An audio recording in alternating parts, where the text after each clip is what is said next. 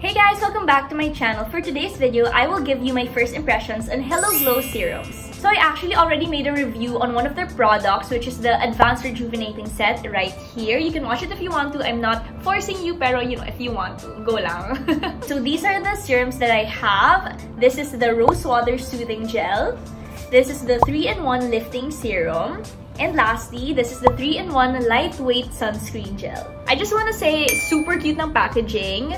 It's pink. It's my favorite color. Yeah, I'll just show you how it is, like based on texture, consistency, and stuff like that. Alright, so first we're gonna try this Rosewater Soothing Gel.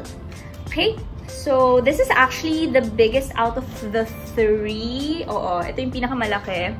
This has 100 ml and sabi dito, it has with hyaluronic acid, anti-pollution, hydrating, and anti-inflammatory. Just like all their other products, it's also cruelty-free. So I'm gonna try it na.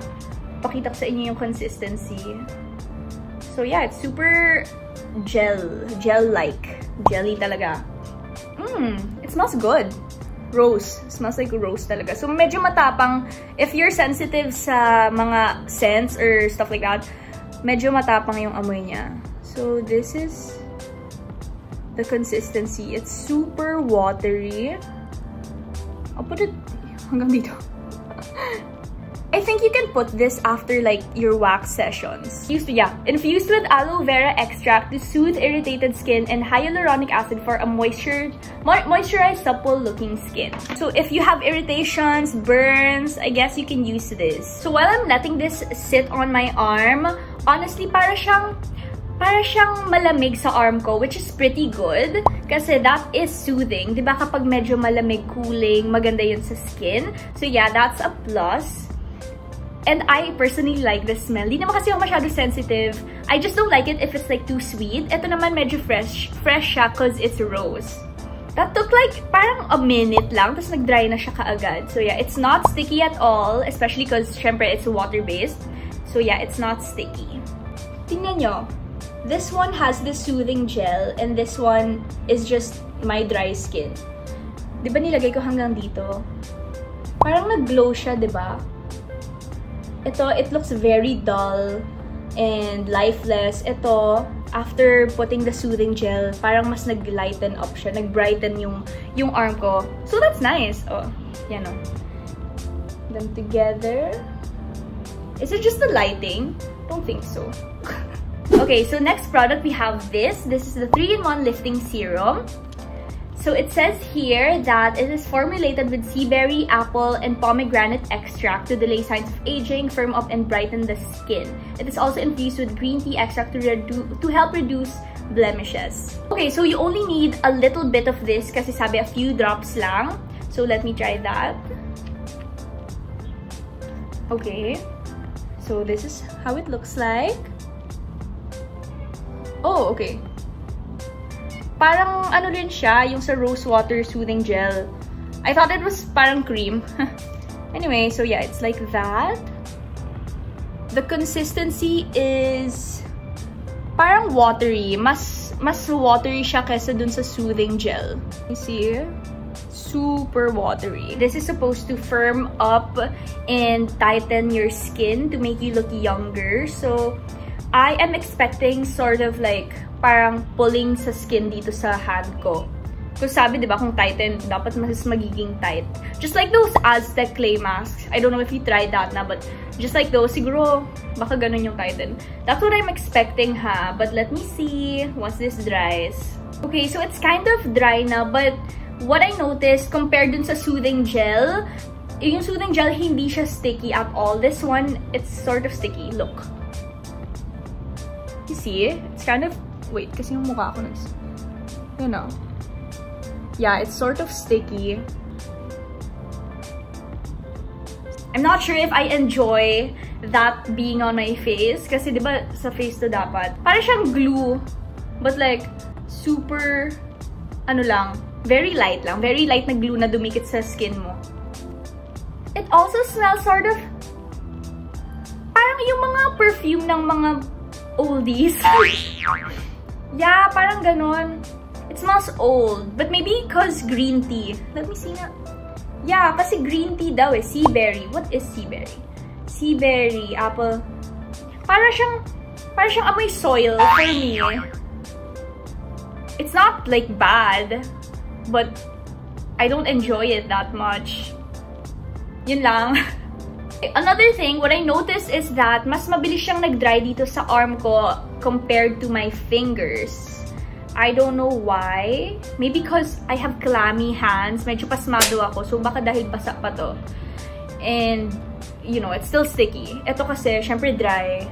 Baka mas nag-absorb na ng ganyan. It just feels dry. Parang a little bit powdery. And that kind of conflicts with the description that they say na moisturizing daw. It says right here, moisturizing. It doesn't feel moisturized at all.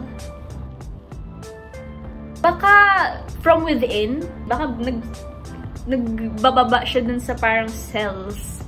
So moving on to our last product, which is the 3-in-1 lightweight sunscreen gel. This is the one. It says it has aloe vera, bamboo leaf, and wood apple. It has SPF 50+, which is very good. Hopefully, tama naman yung ano niyan. Like, it's not just like marketing. Kasi there are other sunscreen brands out there that say they are SPF 50+, but they're actually like, you know, like so much lower than that. I haven't read any articles regarding this naman being false, so yeah. Wala na akong arms to put it on. I'll just put it here kasi this doesn't smell like anything. Dito na lang yung sunscreen. How do I? Ah! Oh, it's pretty runny, huh? Wait lang. Oh my gosh. Wait. Ah. Okay. So the consistency. Ah, okay. But it's sort of milky. Wait, let me just fix the exposure. Ayan. Medyo milky siya and nagiging ganyan. Parang nagse-separate siya kaagad. Okay, and smells...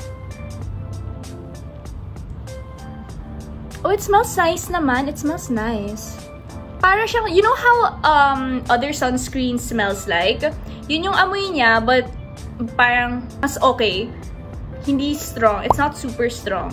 Yeah, and I guess a little goes a long way when you put this sunscreen. So, I guess it's good kasi it's not sticky. Yung mga ibang sunblock or like sunscreen, like pag lotion siya, it's pretty sticky. But since this is water-based, it's not.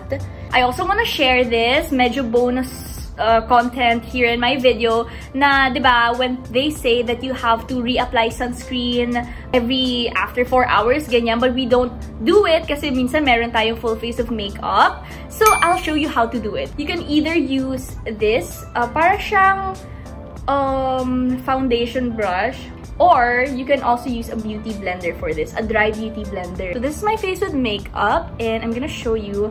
So, this is the sunscreen, and it's dripping away. Kuha ka lang nung dry beauty blender mo and let it absorb until it looks like this. And then just dab it on your face. So if you compare my face, so this is the one with the sunscreen, reapplied sunscreen, and this is the one na wala lang. So parang wala naman siyang difference, diba? Which is what we want when we reapply. Hindi natanggal yung makeup, hindi siya naging greasy looking. So, yeah, parang dewy lang siya. Now, I'll show you how to use it with this one. And I personally prefer using the beauty blender compared to this kasi ito, it's not really gonna absorb it that much. Ganyan siya. Just put it all over your face, just like that. Mas okay yun. Ito naman kasi para siyang mas basa. Syempre, if you use the beauty blender, it's gonna absorb more of the product, diba? Then put it on your skin. But this feels wetter on your face. So if you notice, I'm just like dabbing my brush. I'm not like, hindi ko ginaganon. Dinadab ko lang siya para hindi magulo yung makeup.